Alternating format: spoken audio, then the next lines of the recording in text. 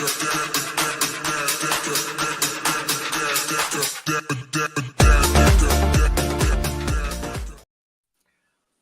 am the luckiest person in the world today because Irish Granny Helen said yes to join me for a Creativity Conversations. Yes, I did.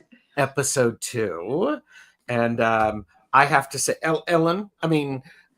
Helen, thank you very much for joining me. Welcome Call me back. whatever you want to call me, Gerald. Just don't call me late for dinner, right? I would never call you late for dinner, and I would certainly call you early for dessert.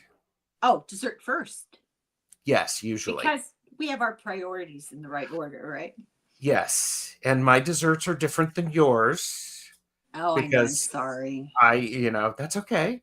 Actually, I don't do sugar either anymore. I haven't done sugar in 11 years. Oh my gosh. At all. Zero sugar in any form. That's crazy. It's like a little bit of purgatory on earth is what it is. And Jacqueline said, life is uncertain. Eat dessert first. Yes. Well, I think, Jacqueline, I've mentioned this before. One of my daughters is a baker, not professionally, just a hobby.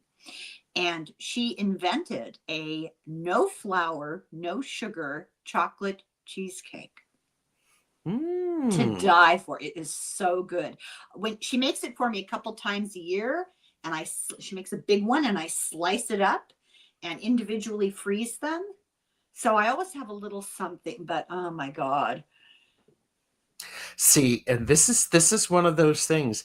I think cooking and baking are a form of creativity.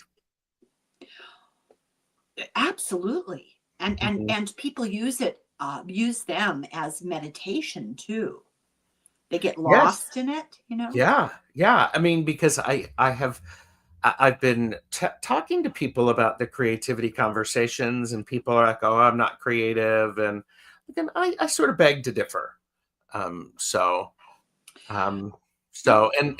but there's a question. It's like, what? Does she have a website or anything? No, she works full time and she's a mom, and she's just always loved to cook since the first time when she was about 10. This is actually a funny story. If you're familiar with American Girl dolls. Oh, yes. Mm-hmm. She had Kirsten, the little Scandinavian girl from the Midwest, a pioneer with the braids, and it was really cute. Well, I have 5 girls, and so the American Girl dolls were icons in our house. My brother was the gateway drug. He got a big bonus at work once and bought the American Girl dolls because he has no children, Mm-hmm. And oh my God, it's like one of those drugs. The first taste, you're doomed, Oh yeah, you sort of. What a racket! I've been to the American Girl place in New York City and Manhattan with my youngest. Oh my God, what a racket! But anyway, one of the many ways you can spend money on American Girl dolls is they make cookbooks having to do with the particular girl. Okay. They're geared towards children, and they're culturally and ethnically and in chronologically time period appropriate. Mm-hmm. So would you consider publishing it? I can ask her for it and I'll publish it. Yeah. But she's one of those cooks who does a little of this, a little of that, Mm-hmm. Anyway, she really was into Kirsten, and big mistake. These were 8x11 paperbacks, not a gigantic thing. Bought her the cookbook, and she decided she was going to make the food for dinner. And she made our dinner one night, and it was so epically bad that we couldn't even pretend it. I was a good mom, I would choke down just about anything to not traumatize my children. This was completely inedible. It was some kind of potato latke kind of thing, and oh my God. Now was it the recipe or was it her cooking of it? It was her cooking of it. Okay. Yeah, it was her first attempt. But she got to the point where her husband bought her cake decorating classes as a present one year. I mean, she makes works of art. Mm-hmm. Very talented. I love that. Yeah. My favorite recipe is Microwave. Microwave 10 seconds. There you go. And I've heard it also pronounced, if you want to sound fancy, microwave. Oh, see, that's when you're cooking international. Yeah, when you're cooking international. Well, we have a lot of the best chatters who are here. So thank you, everybody. Thank you. Excellent. Here. Hello, best chatters. Hello, best lurkers. Hello, future lurkers. And hello, work lurkers. It's good. They're the brave. They are so brave. Oh, I yes. can't imagine. Oh, Yeah. yes.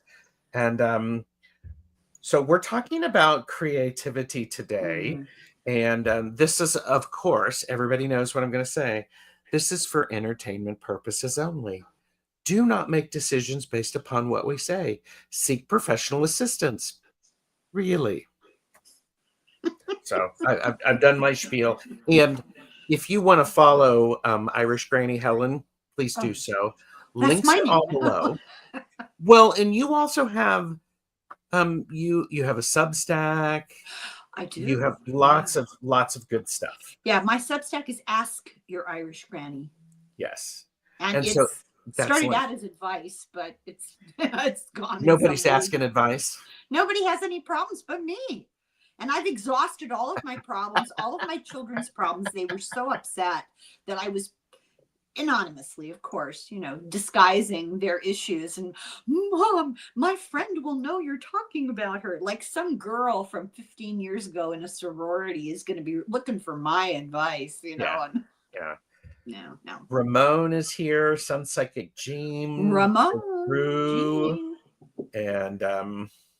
And then we have Jacqueline Anderson. We have Heart-Centered Tarot, Marina, Kaylee, Fogo. Marina, all the way from our 51st state.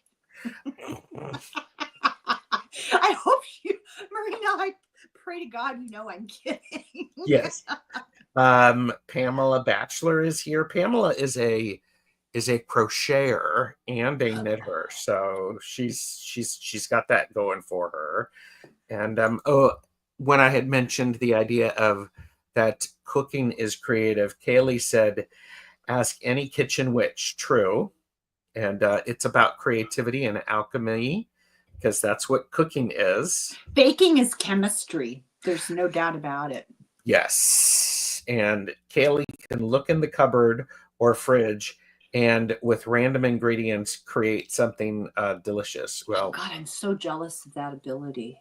Kudos to you. I think that's lovely. Yeah, I'm very jealous. And okay, so I love it. Anya is here. Eva is here. And Eva said, I live in Germany. Does that make me international? Well, it depends on who's talking. We find you very international. You might find yourself kind of domestic, but we find you international. I would say you're international to anybody outside the country. Right. So I'm international to you. You're international to me, Eva.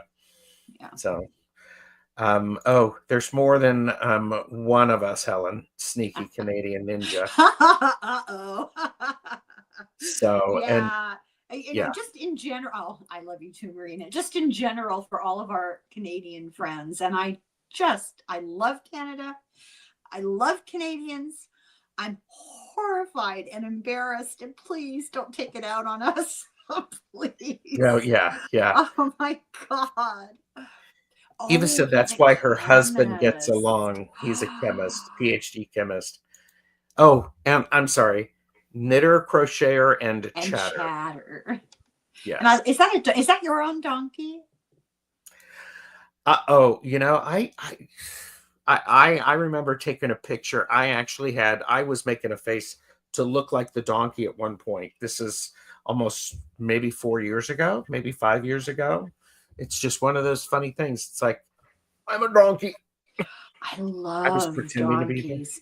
Donkeys are native in Ireland. They run wild, And one of my earliest memories is of a donkey kicking my grandmother in the shins. Oh no! Oh my gosh! Well, you can't just. They're not all friendly, And she she had this, I kind of might have, it might be a little genetic. I'm not sure. Her attitude was, well, I'm going to do it, Yeah. and not your donkey. But Pamela will always remember that. And Remember it. yeah. But she Patty, approached a donkey from the rear, and my grandfather, I remember so clearly saying, now, Mamie was her nickname, Mamie, stay away from that donkey. He's going to kick you. He will not. He just kicked the, the living, out of her shins. wow. Hattie said donkeys the informers, and Sandy is here. Hello, Sandy. So, for those of you who've been watching, Helen and I have been knitting periodically together. We're knitting socks. And Theoretically. theoretically, how are your socks going? Let's give an update, and then we will. I haven't made stellar progress, but check well, it that's out. good. But Gerald, I had a question for you. Yes. Why does this look so outsized, so huge? Okay, this is the heel back here. Mm-hmm. I swear to God, my foot is not like that. I mean, come on. Have you tried putting it on? No, I'm afraid I'll pull the stitches out, Okay. Yeah. Well, and part of it is you're knitting on it, so you've got 4 needles, so it may look a little spread larger. Out, yeah. Yeah, it may look a little spread out. So but I don't care. I would wear it anyway because it's quite cold here most of the time. Yeah. And nice warm socks. It's a very cozy thing. Oh, show off. Oh. Oh yes, and so That's not that different, is it? No, but I actually have 2 socks that are about this size. Oh, I hate you. Sure. Well, because I am tortured. I am literally tortured. I don't know what it is I do all day long, but I'm like a hamster in a wheel trying to get content put out there, because now I've got a public and a private, Substack and YouTube. 4 things. I have increased my labors, plus all the plus life, the real world, plus right? life, yeah. And so when I get time to knit, it's usually like 11 o'clock at night, and I'm tired. Why do I keep lighting up like the Archangel Gabriel is descending or something? Well, the Archangel Gabriel is descending upon you and shining light on you and making sure that everybody sees you, that everybody goes over and likes and subscribes, and to show your support. How's that? Thank you. So remember, I've been promising to show you this yarn. I finally remembered. Yes. Okay. So I'm making a poncho for my 5-year-old grandson for his birthday. He's turning 6. And he is kind of a little Northwest hippie. It's really funny. He's got long blonde hair, and he likes things like puka shells on a string, and he wears ponchos. And I don't know where it comes from, because it's, they're not all like that. But this is the color. Oh, that's exquisite. Fun. Isn't that beautiful? Yes. Yeah. I made a poncho for his older sister several years ago out of rainbow yarn. And so it was primary colors. It was really bright with a hat. She never wore it. She didn't like it. He discovered it, and he wore it 24/7 till he grew out of it. Well, and yeah, I'm a firm believer that you will always wear things that are you wear knitted, crocheted items, take care of them, and if you do take care of it and it wears out, the person who created it for you will know that you love it and will be happy to knit or crochet yourself. Exactly. And certain children have very golden lives these days, and I am particularly struck. Thank you. I'm particularly struck by how fortunate my grandchildren are. They're very fortunate. They hit the parent lottery. They're not rich. They hit the parent lottery. Their parents are so caring, right? And expose them to the larger world. It's a great thing to watch.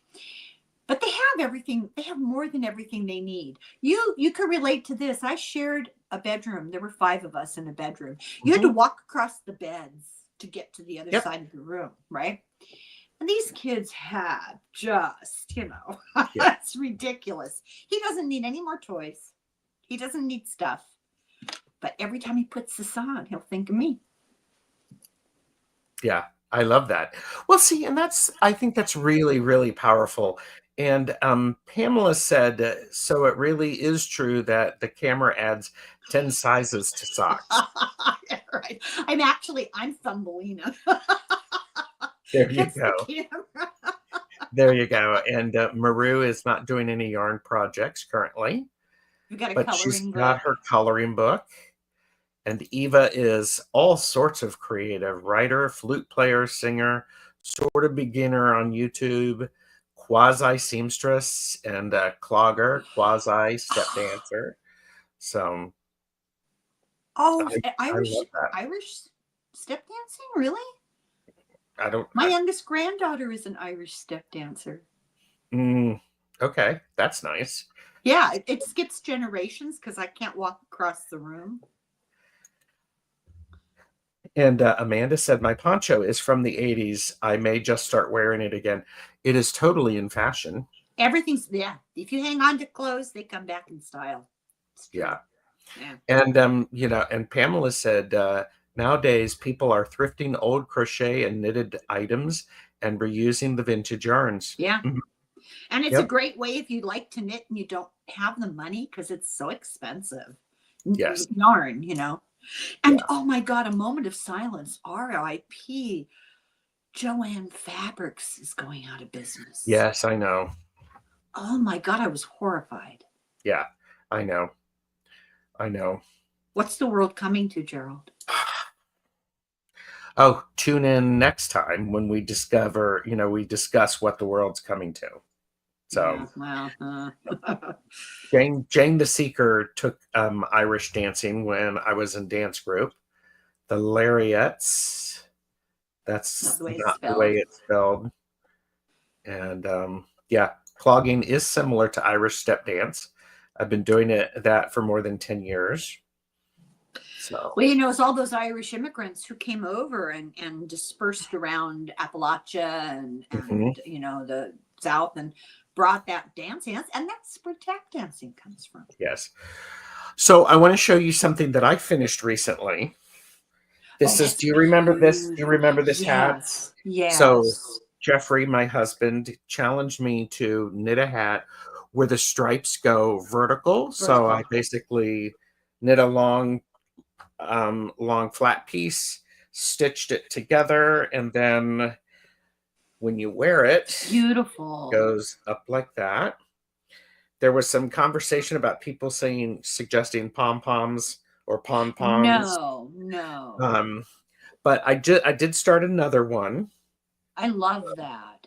So there Not a you go. fan of pom-poms or fringe. This poncho is supposed to have fringe. I'm not going to do fringe, but Mhm. I really do like the little tiny, the hats shaped like that that'll have a whole entire touching row of little balls. Yes, Like, yes, but those are not pom-poms. There's another word for it. yeah. So, but so there's that, and this was, I have to say this, be very clear. Jeffrey corrected me. This was Jeffrey's idea for me to knit it this way. So thank you, Jeffrey. But I don't know if he's going to wear the hat because it's got the points on it. And I started knitting another one using this yarn. Oh, that's pretty. Yeah. So how So does it look worked up out? so it the stripes are not very apparent yet. No, it's almost speckled. Yes. Oh, it's pretty though. I like Yeah. that. Yeah. And so there's that. So, and I was teaching my friend Kim how to working on supporting her as she starts her knitting journey, and she has been doing very, very well. So um somebody suggested bells.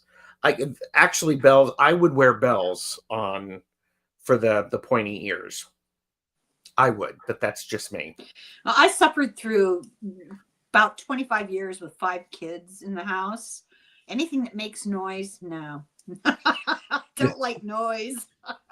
Well, and Jeffrey is he's very quiet. He's like a cat. So he will walk into a room and say hi to me, and I will be peeled off of the ceiling. So, That happened to me last night. I was recording with somebody, and I was on hold waiting, and I was doing my book, taking notes on my book while I waited. And all of a sudden, this voice, I jumped out of my skin. It was terrible. I'm too old for that. You have to be careful. I'll have a heart attack on you, So, so this is Creativity Conversations, episode 2. Episode 1, was that last week? Or was it 2 weeks ago? And Jane the Seeker was there. And Zane. And, oh my God, I've forgotten somebody. Oh, and Medium Betsy Palm. Was Betsy there? No, and Linda de Gonzalez.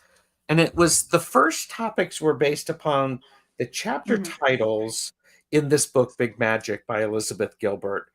The information for that is below, and we're sharing that. So, but there's 6 chapters, and when Helen reached out to me, she said, let's, I miss you, let's do some knitting. And I said, well, how about we talk about creativity? And I sent her the chapter headings. So the first chapter, oh, and by the way, this all came about because I saw Brene Brown talking with Whoopi Goldberg, and she said that unused creativity is not benign. It metastasizes.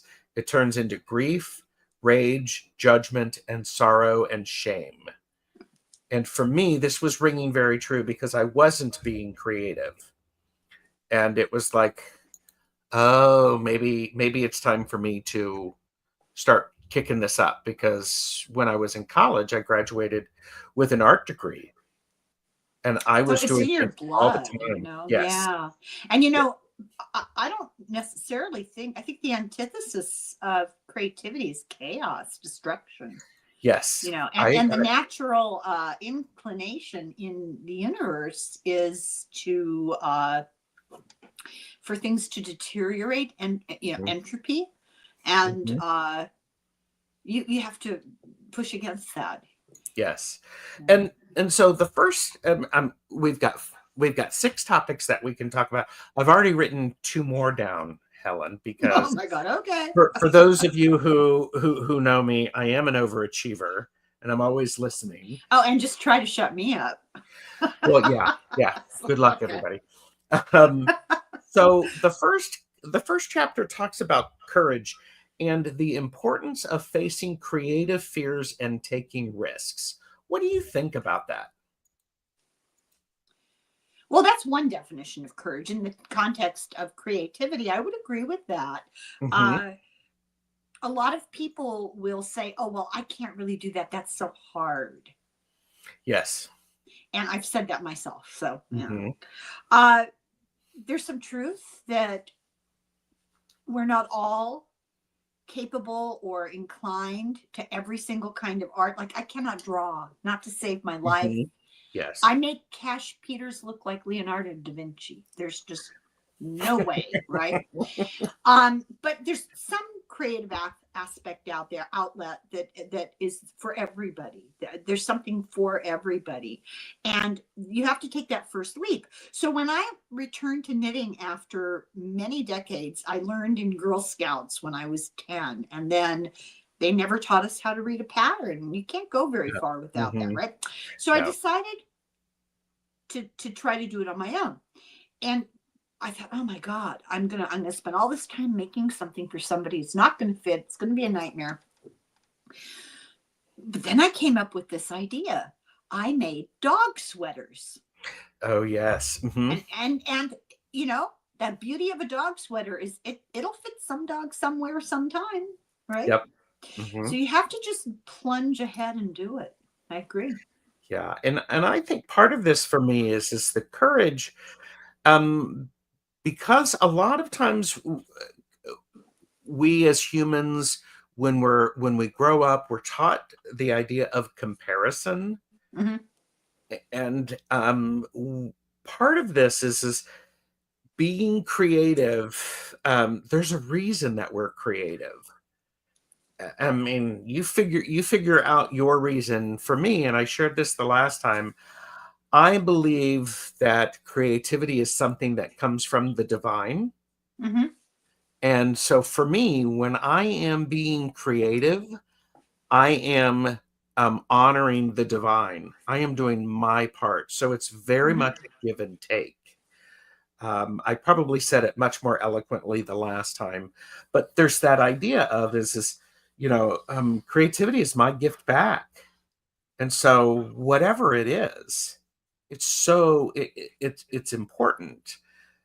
And because people who have courage to speak up when others are not speaking, to do the hard things that they know need to be done, who are willing to take risks, those are the ones who have the greatest rewards and the benefit. It benefits everyone, I think. And again, this is Gerald on his soapbox.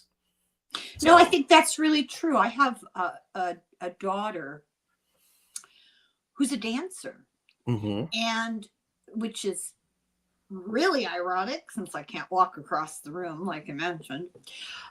When she was at a point where she needed to move on to a more challenging place because there's nothing here, the obstacles seemed insurmountable, and I was inclined to like just stay home and do something normal, you know. hmm And it took a leap of faith. It took courage to say, okay, let's see what our fears are about doing this, and let's see if we can address them one by one until we hit one that is insurmountable. And it worked out. yes, You know, first she had to get accepted, and then she had to find the money, and then she had to find a place to live, and then she had to find a job, and then she had to find transport. I mean, it was just this, and you know, moving to a big city from a small town, and it was real far away. It was too far for us to be on call all the time, right. and it worked. I mean, you know, she now teaches dancing, so you know, it worked out, and that's so important, is to go ahead and take that leap of faith, literally in her case, a leap of faith. Yeah. And Chris Cassidy, hello, Chris, has said, leap of faith. That's exactly it. Step out and trust that the path opens up as you go. I think it's really good because one of the things that I was appreciating about you, Helen, is, and it relates to another question, is how did you foster creativity in your children? And part of it is when the courage came up and taking the risk, you thought it through. You helped your daughter Yeah. think about it. Yeah. Well, you know, they're far more creative than I, all of them, each and every one of them in a different way. They're all real artsy. hmm That daughter's married to an oil painter. I mean, hmm who's an oil painter, you know? Uh, but Your son-in-law is an oil painter. apparently, that's right. Um, so it wasn't like I taught them how to be creative. I made it accessible, I guess is how I would put it. Yeah. That's the good point. Yeah. And yeah, I think that's a really important point. We have had more people come in, and by the way, Astrological Tarot, Michelle Marie is here and said, my grandmother Hi, was big Michelle. into crocheting. She made the most beautiful blankets. One would take her 6 months. We cherished them. Is there a difference between knitting and crocheting? Yes. Crocheting takes a hook, and knitting Michelle, takes two yes, there's a needles. difference. The difference is knitting is understandable. Crocheting is incomprehensible. Okay, them's feuding words, lady. Them's feuding words, you I know. have some kind of mental block. I don't know. And I did see that you got you got some suggestions online. I think what's really interesting, and there's a lot of talk about people doing stuff with yarn, uh, um, and I actually have a couple of spindles. I have a spinning Ooh. wheel, Ooh. and what's weird is I like the drop spindle better than the spinning wheel, which is kind of weird, but that works for me. Is it because it's more manageable, like just physically, smaller and more accessible? Actually, I think it's because it activates a past life experience where I did have to do spinning, Well, because that would it's be common. Yeah. yeah, the experience of it, it feels right. It's like, oh, Yeah. okay. Yeah. Okay. Yeah. Whereas the spinning wheel, you have to do several things, and it's like, Yeah. okay. Um, okay, so machines can knit but cannot crochet. Did you know that? Oh, are you implying that I'm a machine? No, I didn't know that. That Yeah, that's is true. fascinating. Hmm. Wow. I wonder Yeah. why. I mean, well, yeah. I mean, well, I think a lot of times knitting can it can be mechanized, but there is a hook that has to go in with the crochet.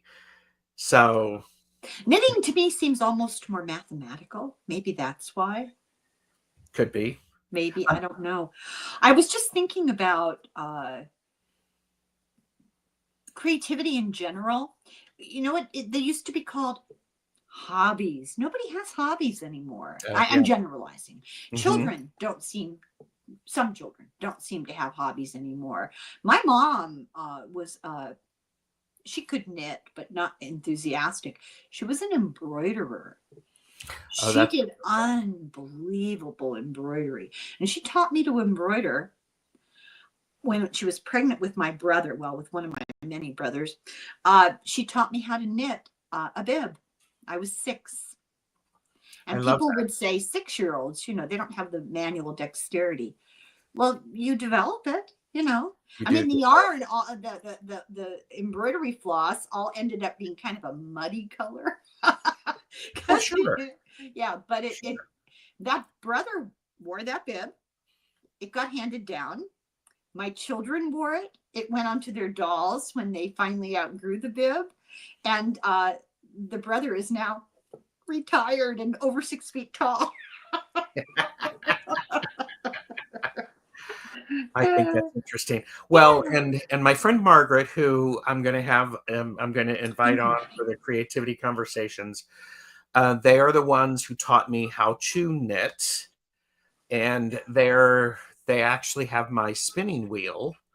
And they also spin. They do a lot of the manipulation with the hands, and Yeah. I think it's really interesting. Oh, and Free Spirit said, you let them be creative, and that's what a parent is supposed to do for their children. Let them be Yeah. whatever they feel best. Hmm. You want to hear creativity? This is hilarious. This amuses me endlessly. This is what my children are like. This is not the Helen's Children Hour, by the way. I'm sorry. Um, Three of my 3 younger girls are into performative hula hooping. I don't know what. They Okay. go to music festivals. They have these fancy hula hoops that have LED lights in them, Oh, and nice. all the lights are turned off. They do these things at night, in open fields and stage, and they go up on the stage. And it's a random thing apparently that they do at these festivals. Anybody want to come up and like the go-go dancers? I Whiskey love that. go-go.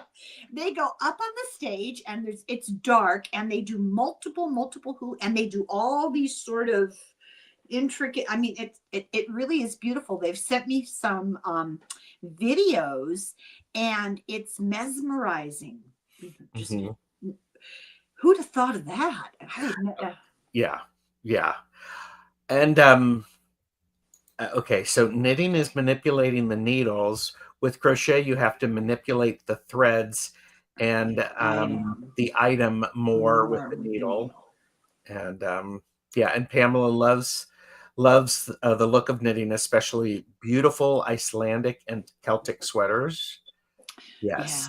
Yeah, yeah. Those Fair Isle sweaters are really Oh my hard gosh, to yes. make. And Yeah, I yeah. I haven't knit Fair Isle in a while. I need to What's that do called? it.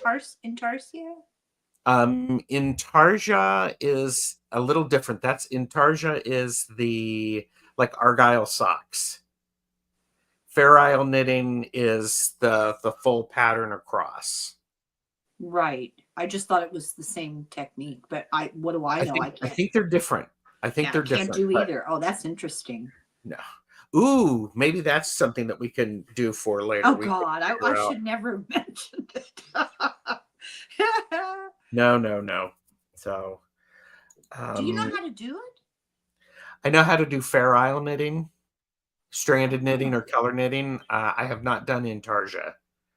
So, I don't think I can be trusted with more than one strand of yarn at a time. I don't see that going very well. Uh, Maybe, you know. I think it could be fun. And I did see Tony is here. Antoinette is here, I believe. I've so oh, and Chris Cassidy said that they are an oil painter. So that's the job. Oh, for for real. That Yeah. that's so impressive. That's Yeah. incredible.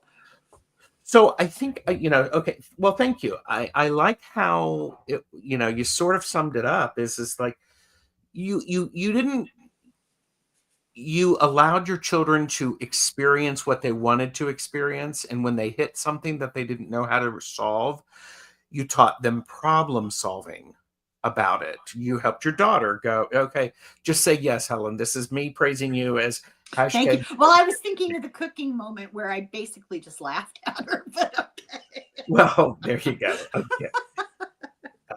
You're right. I'm sorry. You're No, right. no. But I think what's really interesting is this. There was some stuff in the chat about we don't really make enough time for the hobbies I know. and the importance of like a lot of kids are not learning cursive writing script. Fewer than 2% of the population. Yeah. And what's interesting, Margaret and I talked about this, is when you write like that in script, it actually it your brain makes connections. Yeah, Neural fine connect- motor skills. Yeah. Yes, yes, and that's a really very important. So Well, somebody made a comment to me the other day that I hadn't really even thought of, and I find this really scary. We were talking about the lack of primary source materials about our time for the future because nobody keeps a diary. Well, I'm yes, generalizing. Nobody keeps a journal. They don't write letters. They don't write right. And she was saying, look back at the Declaration of Independence. It's in cursive. Nobody can read it anymore. It could be misinterpreted because people can't even read the words because of the handwriting. okay, and this is for entertainment purposes only. I was recently reading the Declaration of Independence, the Constitution of the United States, and the Bill of Rights That because is very entertaining. No. you know, and I might suggest that everybody go find it online and print it off before it goes away. Yeah. Boom. Boom. I said it. I Okay. know. Yeah. It is. But you're right. Actually, there's a joke that I'm writing all of my grimoires in cursive because that way it's in code. Nobody will be able to read it. All of So your deepest, darkest secrets. all of my deepest, darkest secrets. I make a point of writing letters to my grandchildren, and Oh I'm yeah. not entirely sure they even read them. But yeah, well, spelling. You know, I'm a terrible speller, and I read a lot. I'm just a terrible speller. There's something I don't know what it is, and I learned Latin, so like I know what the roots are, and sometimes I You can can make it. figure. Yeah, I don't know. I'm a horrible speller, and I can't type, so it's a toxic There you combination. go. Mm-hmm. Hattie Nuff said, my daughter, 18, asked for knitting needles and yarn for Christmas. She taught herself and knitted her sweater. Probably It for herself, yeah. fit herself. not much use here in Florida, but she did it and it's beautiful. That's remarkable. That's wonderful.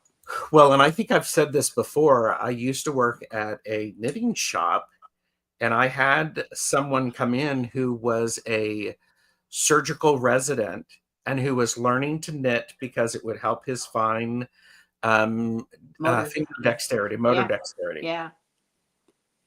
Yes, Chris, problem solving is an underrated skill. Yeah. So it helps to be a Taurus. We tend to be kind of plodders, Plodders, and kind of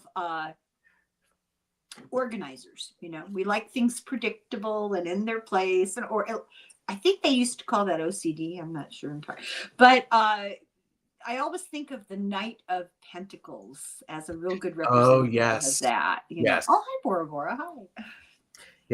Yeah. The Knight of Pentacles is the slow and steady. Slow and steady, very grounded, got a plan ahead, and you're gonna do it, and it's gonna happen, and it's that's exactly right. What is cursive? Okay, I'm not gonna accuse you of cracking a joke. I'm gonna believe that's a sincere question, and you've made our point. It's that fancy writing where all the letters are connected.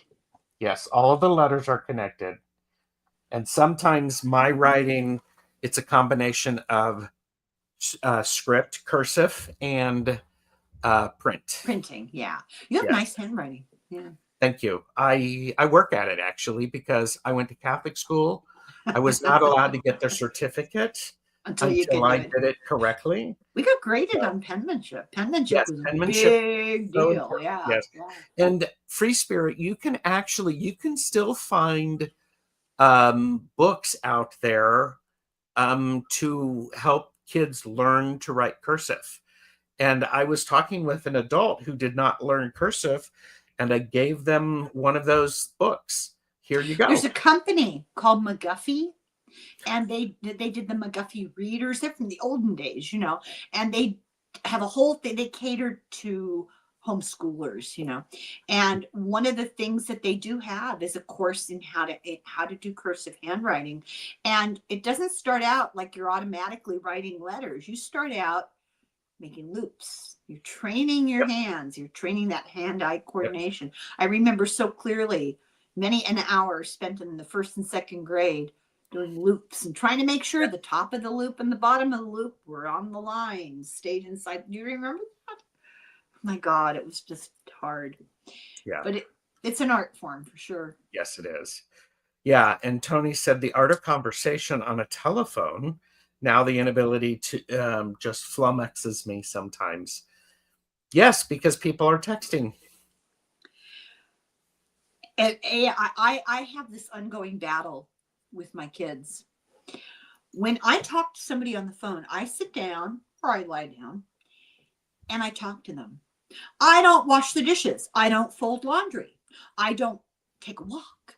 I give all of my attention to the conversation with the person. And I resent, I mean, I know I'm old and it's stupid. I resent when people are not paying attention when they're talking to you on the phone. Oh, yes.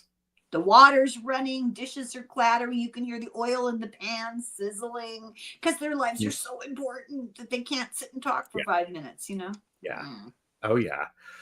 So the next topic is enchantment, the magical quality of inspiration and how to stay open to it.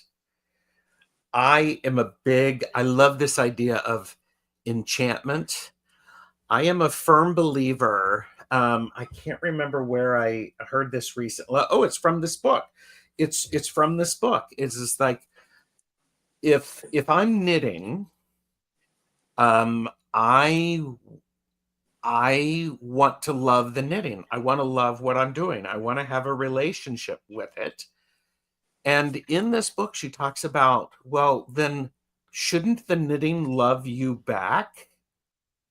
And it's an interesting thing of, it's like when I'm cooking, I'm listening to the food and oh, sorry, Helen, I used a cooking analogy. I'm sorry. When I'm writing longhand and I'm doing that. I want I want to feel that my fountain pen appreciates me back, loves me back, How do you because know? I mean, explain what you mean by that. well, it's the sense of is there's a mutually beneficial appreciation. It's not just I'm forcing something to do. I'm not forcing the pen to work. It's like appreciating your butcher. Your butcher has given you good food, good service. They've provided you with something that's going to help you be healthier. Mm-hmm. It's the same idea with, this may be controversial. It's the same idea of people who grow their own food. They spend time with it. They tend with it. Why is that controversial? Well, I was also going to say, free range stuff, and if the animals are happy, the food tastes better. So Yeah, gardening is a creative outlet. mm-hmm. What could be more creative than starting something from a seed? And Yep. Yeah, that's the ultimate creativity, right? Mm-hmm. No, I think so. For me, writing is a big creative outlet. Mm-hmm. And a lot of it gets translated into the videos I make because I write Sure. all that stuff, right? I have to come up with the idea. But I started to do more creative writing, which I used to do a long time ago. When you have children, I used to play violin. So you have to be open to the inspiration.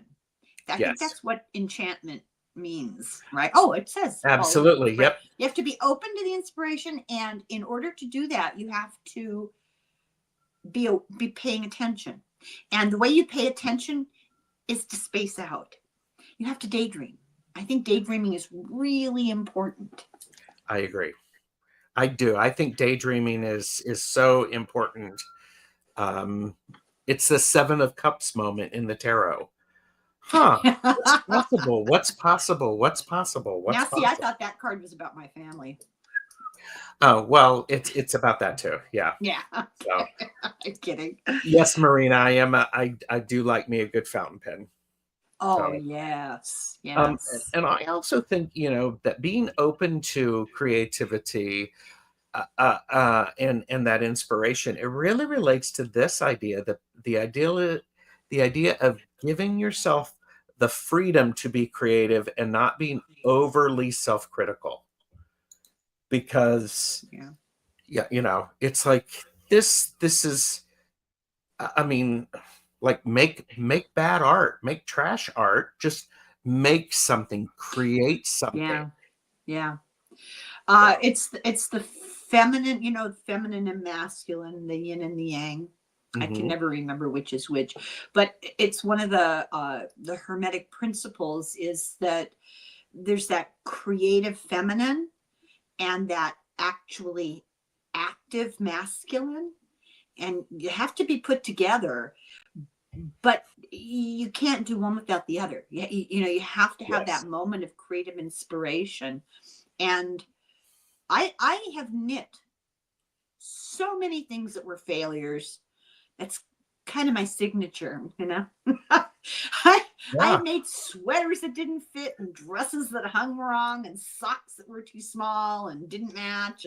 But I used to be embarrassed by it. I don't care anymore. In fact, I was thinking when I was knitting on this last night, I may not have enough yarn for 2 socks. I don't care. I have other yarn. I'll have 2 socks that don't look the same. Why do I care? I don't care. That's exactly right. I mean, they only really need to be the same thickness. Well, I have a lot. Somebody gave me a big bag of yarn years ago, and I don't even remember now who it was. I think they were moving, and they gave me a big bag of yarn, and it was full of sock yarn, balls and balls and balls of sock yarn, and they're all the same basic weight and content, or close enough. And I've been meaning to get around to it, so this is a big moment. I love it.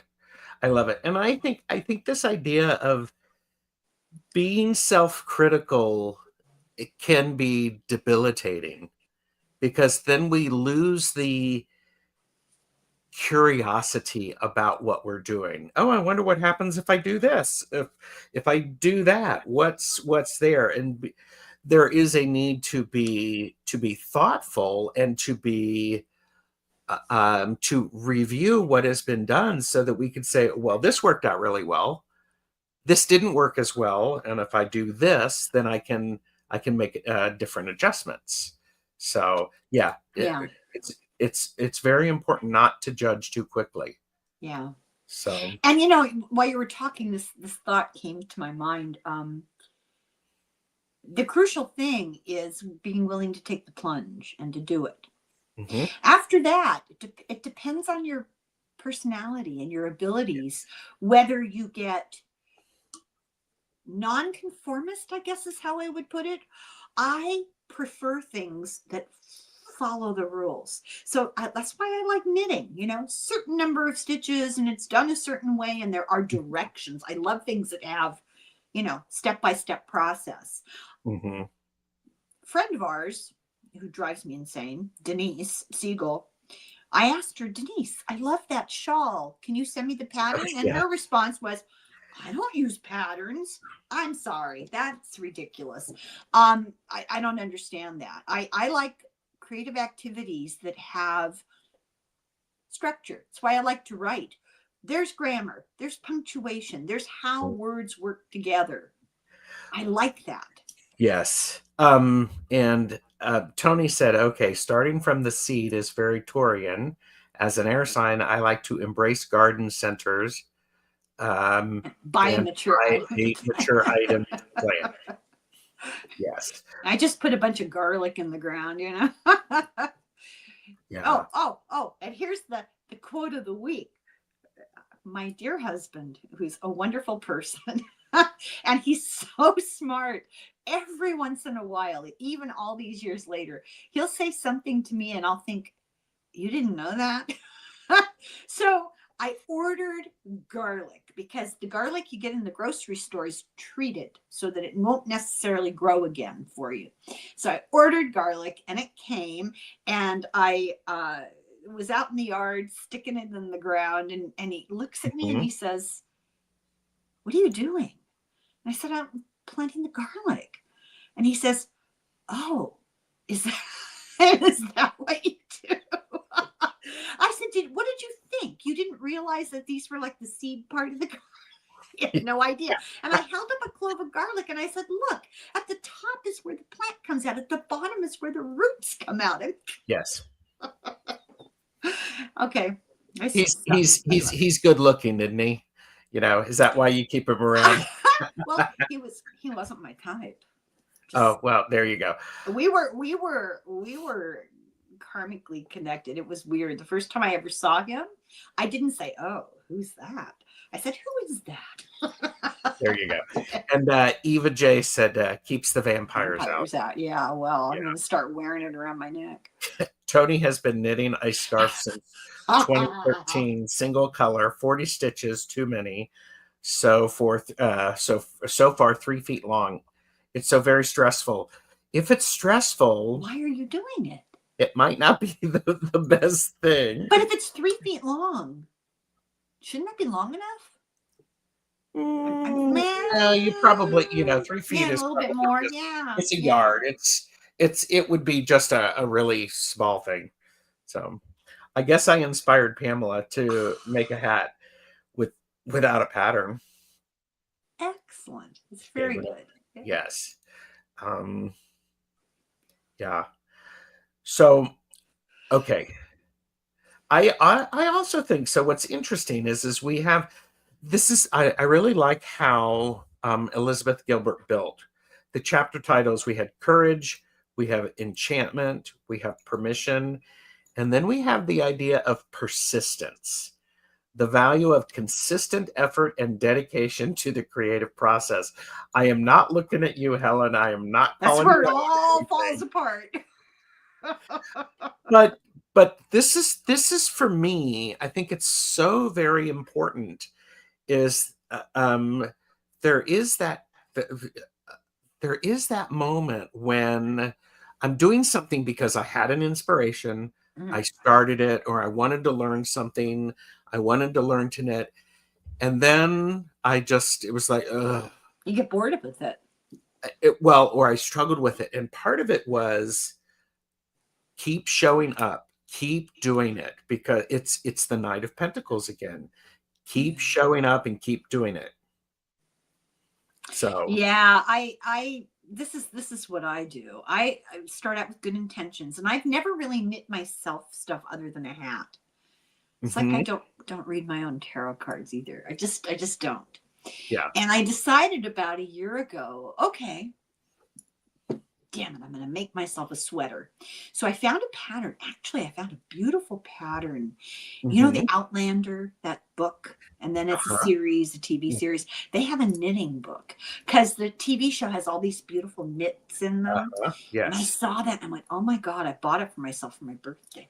And there are beautiful things in there. I have yet to make one from the book. So I started making the sweater, Perseverance, exactly. Yeah. And I got partway through the sweater, and then something happened. I think I had a gift that I needed to get, in a calendar moment. It had to be sent out. And when I went back to the sweater, I couldn't remember where I was. You and I have talked about that, Helen, where I'm always saying, the best thing for any knitter is to make a photocopy of it and have a writing utensil so you can track where you are and what you did. But that's part of the persistence and the dedication. But trust me, I've got bags of unfinished projects. Bags of them. Well, here I am now. I really debated starting to do this poncho because I'm working on the sock, and the sock requires more thought. The poncho is just knit, and I fear that this sock is never going to have a toe. Oh no, it will have a toe, young. Yeah, I will work on it. But you're going to shame me. No, I will not shame you. I will encourage. No, that's okay. Relentlessly. You will do what relentlessly? I will encourage you relentlessly. Oh, okay. That's. I will make private videos and I will send them to you. Just the link of me going, Helen, how's that knitting going? Oh look, because sometimes the persistence does come from sharing with others. It's like there's writers groups that get together and all they do is they sit quietly in the same room and write for 30 minutes and then they leave or then they do something else. So accountability. Accountability, yes. Yeah. Tony piped up and said, no, it needs to be 6 to 8 feet. I was going for boho with lots of wraps. My first attempt became a snood because I gave up. Well, I'm curious. You've successfully made 3 feet of this, so you obviously know how to do it. So have you just lost interest? It's a good question. And sometimes, it's if you think about it, if you want to start knitting on a sweater for winter, knit on it through the summer. Yeah. So that it's ready for the winter. Yeah. I don't know about you, but I'm not sure I want to knit wool in August because that's really hot. I get knitter's fingers because I'm a delicate flower. And so I think, come to think of it, that's why I stopped knitting that sweater. Wow. Real wool saps the oils from your skin and you get splits at the corners where your nails are. Into the meat of your finger, and it is exquisitely painful. It's unbelievably painful. There is a product you can buy. It's like a liquid bandage for knitters. It looks like Elmer's glue. You put it on there and it forms a barrier, but I don't feel like it works well enough. It wears off, and so I have pauses in my knitting so my fingers can heal. I also think I think because you said, the socks can be complicated. And part of what is important is I like to have different things that I'm knitting. Something that is brainless knitting that I can do with a conversation after dinner with somebody, or but then I need a stranded knitting where I have to pay attention. And so multiple knitting projects can be very, very helpful. Oh, and Tony said, it bores me silly. I was trying to embrace my nan and grand's love of knitting. They were amazing. Well, here's a suggestion. And I don't know if this will work, but this is just a suggestion. So you're talking about kind of a super long rectangle, basically, right? Mm-hmm. Yes. Is it wide enough to rip, I hate to use this word, rip out the knitting until you have a rectangle that you can sew on the sides and make a hat? Could be. Could be. Hattie Enough is suggesting castor oil for your hands. Castor oil. Oh my God. Thank you. It's a good suggestion. When I was pregnant with my second daughter, each and every one of my children was later than the last. I thought I was going to be 12 months pregnant with the last one. They didn't want to move out. Who would want to? It's all the comforts of home. With number 2, the midwife suggested, because I was well into almost 2 weeks overdue, she said, try some castor oil. Well, I'm a dope, and this is before the internet, and I drank a full bottle of castor oil. I can't even hear the words castor oil without feeling sick to my stomach. And that was really, it made me sick to my stomach. And I went into labor. Oh my God. God. I get this sort of shudder every time I Yes. Oh my gosh. Well, here's another thing, because, with persistence, and then you start to show up and you get into the routine, because I think routines are very important. Routines are very helpful. They're helpful for children. They're helpful for adults, having that structure. And then learning to trust your intuition and the creative flow. Well, you're singing my song when you talk about routine. Mm-hmm. Yes. Very Taurus, very Taurian. Yeah. Yes. Mm-hmm. Well, and I think what's helpful then, let's link the idea of routine, is to trust. You know what you're going to do at a certain time, and your body gets into the rhythm. Your emotions get into the rhythm. I talk about this as, the ritual before I do a tarot card reading or reading for people. I shuffle the cards a certain way every single time, because that repetition creates the same environment. It builds the energy. So sitting down, if I'm writing, sitting down, having 2 or 3 fountain pens out, a cup of something, a light, and I'm looking at the sun as it rises up in the morning or something like that. That's really that ritual is helpful. Gets you into the zone, right? It gets you into the zone, and in that zone, we are open to our intuition more regularly. We can accept that because we're used to it. We keep showing up. If you've ever walked around a park the same time every day, you're going to see the same ducks, or you're going to see the same people sitting the same on people. Yeah, that's pretty and funny. you say hello to them. And then what happens is if one of them is not there, you're going to notice that. You notice it, yeah. And then something's going on. So yeah. And I think the intuition part it's very interesting, because I've learned over these past maybe 10 years that if you try to stay aware and open to intuition, you get messages. And I think this is true for everybody. I don't think this is some remarkable talent. I think we just have been numbed to it. We don't pay attention to it. And I'll give you an example. So I don't always know what I'm going to make a video about. And I'll go for a walk and I'll listen to a political discussion or a book I'm listening to or whatever. And a thought will pop into my mind, some topic they're talking about, or a random thought will pop into my mind. And I've learned to file it away, to try to come up with some memory joggers so that I don't forget it. And then I'll go home and pick up the newspaper, and there's that topic again. What the heck, you know? And then it'll come up a third time, and I'll go, okay. So this is the intuition. This is the inspiration. Yes. You just have to be receptive to it. Yes. And there are a lot of people who I've done readings for people and had discussions with people who, when they're learning to do readings of their own, they can't tell the difference between an intuitive hit or their own thoughts.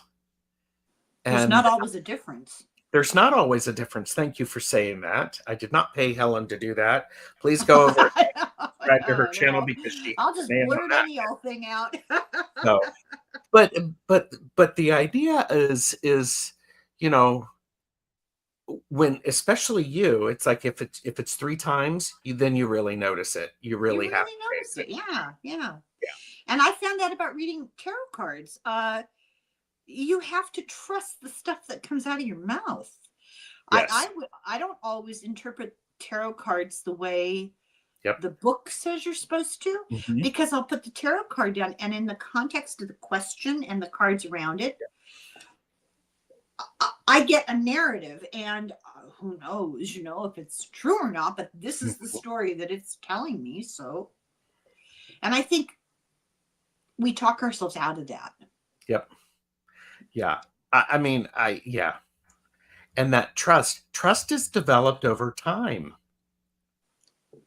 Really. I mean, because if you keep showing up and you have that persistence, that really works. Are you counting? I dropped a bunch of stitches, and this is the kind of yard that it tangles into itself. Okay. Like, and I've got 2.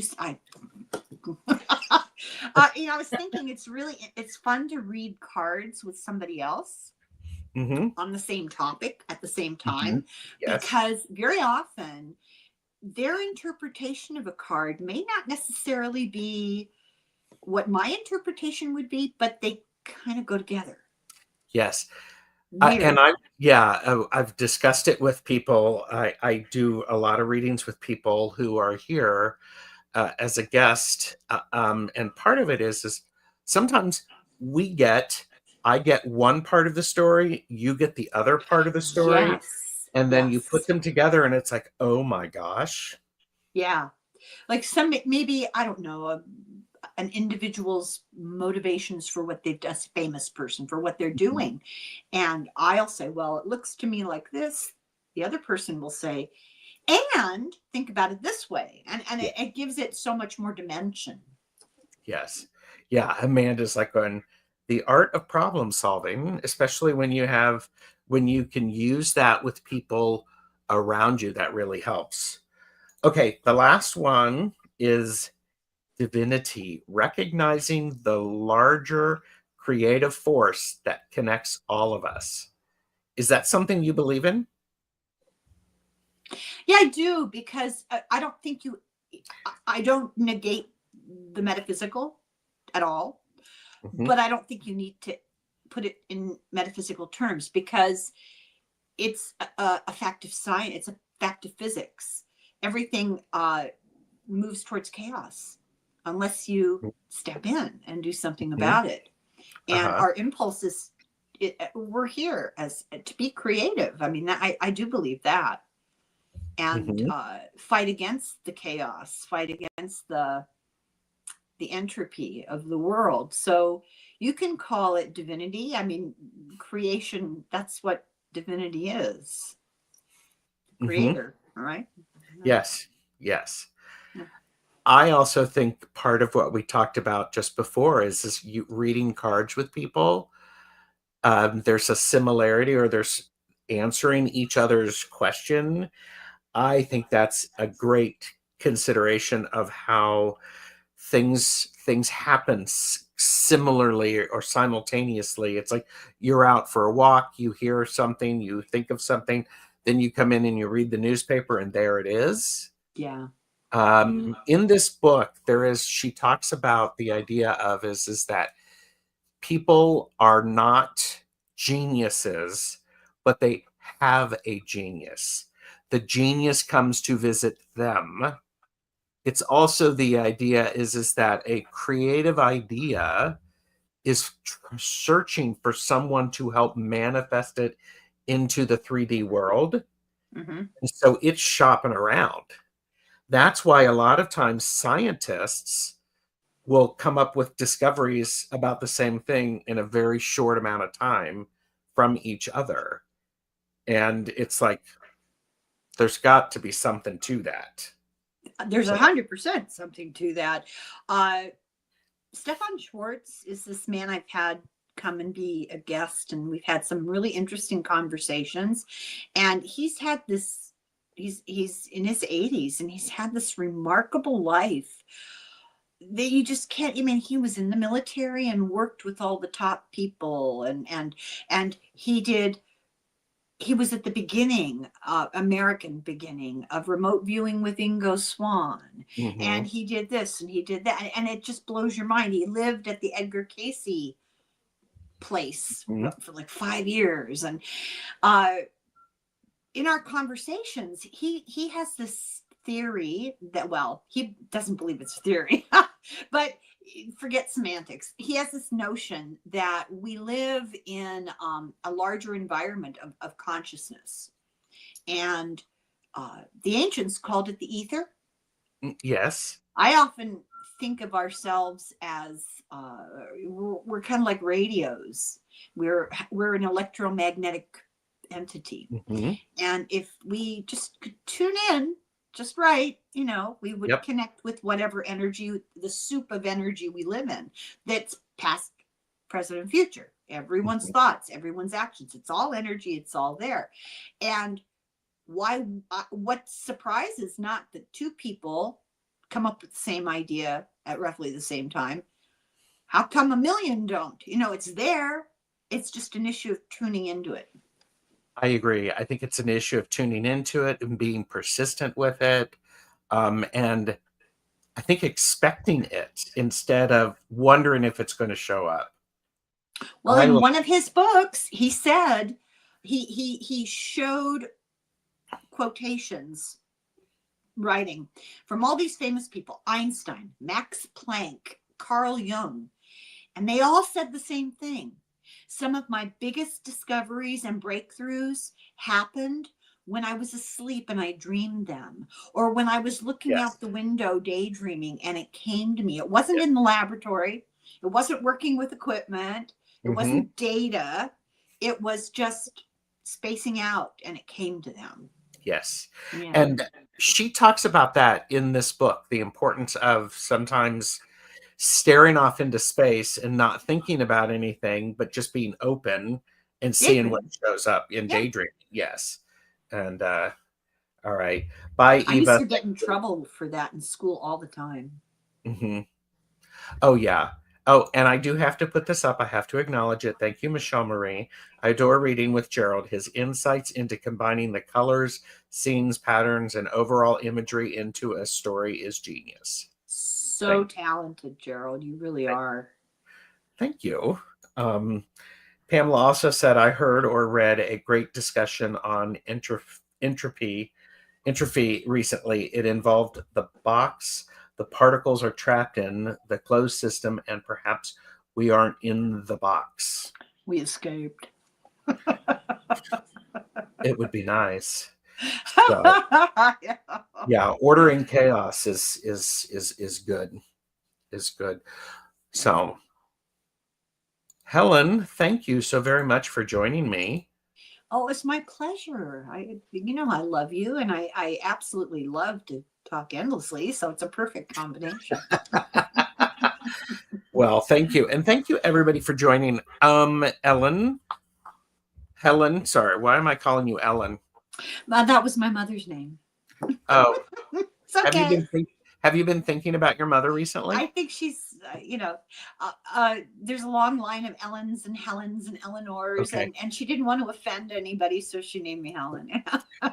So, Helen, what do you Hmm. have coming up on your channel? What can people expect when they Oh my go over and God. subscribe? Okay, so I did a book a while back on Marilyn Monroe. Knowing nothing about her, I read it because the author is the father of a young woman whose book I covered. Hmm. Just, I did it because she mentioned it. Sure. Oh my God, an epic book. Absolutely fat. And I was not a big Marilyn Monroe fan. It was like Hmm. not on my radar. Unbelievable book. And we've been struggling to find time. And he finally, we had put part one up today, barely scratched the surface. This is going to be the Encyclopedia Britannica length I love of this. discussions. Yes. So there's that. There is oh my God, I just talked to a young man who's instrumental in getting together people to work on Project 2029, which is the Okay. response to Project 2025. And it's Hmm. practical things that need to be done. And they're just at the beginning of organizing. And I'm doing a whole series that just started on Kardec. Kardec Oh, he's dead now, was a philosopher involved in mediumship. hmm. Um, Stoicism. I've been doing a series on Stoicism. Hmm. And for true crime, I just finished covering a very tragic story of Maura Murray, who disappeared in the woods one night. Car broke down, and by the time the police came, she was gone. And that was 21 years ago. It's a very weird story. Uh-huh. And I did the story of Jody Husentrut, who was a young TV anchor in Mason City, Iowa in 1995 and disappeared getting into her car to go to work. Hmm. And got to talk to the private investigator on the case. Ooh, Oh okay. my God. That was like, I felt like a fangirl in the Beatles or something. It was very exciting. And then Deborah Lupien and I did a session where she channels it. Nice. We solved the case. And because she disappeared, she's never been found. So just, a little bit of this, a little bit of that. I And love it. one of my favorite things to do is I write small funny pieces when I get the inspiration. Hmm. So I And just got an inspiration this morning nice. because I've been torturing my brain for 2 weeks trying to think of something, and it just dawned on me. I'm going to write about St. Patrick's Day, and it won't be what you think. Okay. Okay. I like that. So that's Irish Granny Helen. Links are below. Show your support. And what about you? I am tomorrow. I am with Colleen from the Cool Crone for the Mm-hmm. Cool Crone Oracle. I am reading with Ramon and from Moon Scarab and Linda de Gonzalez on Friday night for full moon readings. Oh, And that's then right. It's the blood moon, right?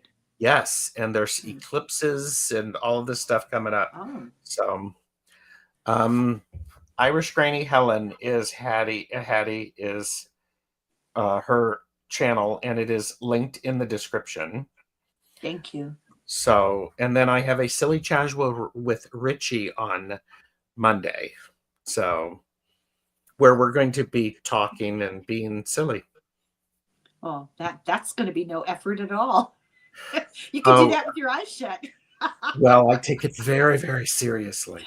Oh, I know. It's an art. It's an art form. It's creative. Yeah.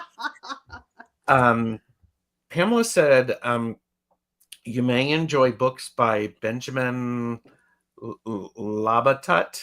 Let me write that down. Okay. Okay. Thank you. Yeah. And I was telling people I just started listening to this book, Black AF History, the unwhitewashed story of America. Oh my I'm listening God. to it on Audible by Michael Harriot. That name is familiar. Did he contribute to the Project 1619? Oh God, I'm terrible. I don't know. I covered it. I have it somewhere here. You know what I'm talking about, right? I'm not sure. Okay, so a couple of years ago, a professor one of the Ivy League schools, I think, did a book based on a class that she gave. And it's sort of the alternative history. And it includes the voices of the enslaved and indigenous people, et cetera, et cetera. And the book itself is readings by various other people. It's not just her Oh, writing. And there was just this backlash. It was a big thing in the New York Times. I'm trying to remember. I'm losing my memory, I think. She did not get tenure at one college, one university, because of the backlash. But then she kind of said, well, thank you, but no thank you, and got tenure somewhere else. But it was I think it was the 1619 Project, I think is what it was called. I probably have the name entirely wrong. That's okay. Yeah. Yeah. Wow. I wonder if he was in it. I don't know. He might have been. This is contributor. Yeah. Yeah, it might been a contributor. So you're listening to the audiobook. Yes, and Michael is reading it, and it is well written. It's well told, and since it's an Audible, they had a PDF accompanying it, and there's 33 pages of references, Oh my God. essential books, topics, so end notes, cliff notes, references, and I'm like, this is the sort of thing that geeks me out. I loved it. I know. Well, I was going to ask you, if you don't mind, just at random, what are some of the essential books? Some of the essential books he talks about are Before the Mayflower, A History of the Negro in America, 1619 to 1962. There's 400 Souls by Ibrahim X. Keisha N. Blaine. We have Wretched of the Earth by Franz Fanon. And things like They Came Before Columbus, The African Premise in Ancient America. So, and then there's, it's just good resources like this. And this is stuff that I am glad to know about. I'm glad to get exposure to. There's a really good podcast called The Fall of Civilizations. And there probably are not, probably about 12 maybe episodes so far. And each is a standalone. Some of them are part 1, part 2, but they're standalones. And he talks about things like the fall of the Aztec civilization, the fall of the Assyrians, and this fall of the Egyptian. This is the kind of nonsense I like. My favorite was the fall of Carthage. That was really good because, you know, the Carthaginians, Carthage was a town and then became, you know, a civilization that was seeded from around Lebanon by the Phoenicians. They were boat people when they came over. They are some of the people that invented the color purple. Oh, wow. Dye. It's a rare little shellfish, and they figured out how to turn the shell, I guess, into purple dye, but it required the difficulty of finding them and getting them and then processing them. It took so many of these little shellfish that only royalty could afford it, which is why kings and queens wear purple. Yep. I love that. Thank you, Helen. This has been delightful. You're welcome. And, you know, make sure that you are subscribed to the channel, because when I do put in YouTube on my post where I will be, so everybody will be able to see that. So and then you're so polished and so good about your promoting what you're up to next. Well, I have lives where I forget that I to tell anybody that I'm going to do live. Well, that's then people need to subscribe so that they can be notified, right? I guess you get what you pay for. There you go. There you go. So Helen and I will, as soon as the exit video goes, Helen and I will be figuring out a time when we can get together again. So Yes. everyone, thank you very much. Take care. Thank you. Bye. Everybody. Thank you, Gerald.